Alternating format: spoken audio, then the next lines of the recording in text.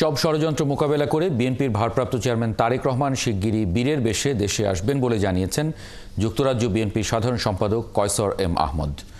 বৃহস্পতিবার বিকেলে শান্তিগঞ্জ উপজেলার পশ্চিম বীরগাঁও ইউনিয়ন বিএনপি আয়োজিত ইফতার মাহফিলে সাংবাদিকদের প্রশ্নের জবাবে এসব কথা বলেন তিনি। এ সময় তিনি আরও বলেন, তারেক রহমানের বিরুদ্ধে করা মামলার কোনো ভিত্তি নেই। তিনি এদেশের জন্য, গণতন্ত্রের জন্য দীর্ঘদিন দেশের বাইরে থেকেও আন্দোলন চালিয়েছেন। এই বাংলাদেশের গণতন্ত্রের মুক্তির জন্য, বাংলাদেশের স্বাধীনতা সার্বভৌমত্ব রক্ষার জন্য, এই মাফিয়া সরকারের পতনের জন্য।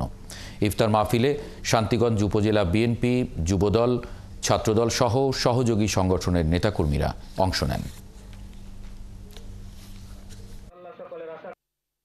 সত্যি প্রমাণ হয়েছে দেশনায়ক তারেক রহমান এর বিরুদ্ধে যতগুলো মামলা ছিল সবগুলোই মিথ্যা, বানোয়াট।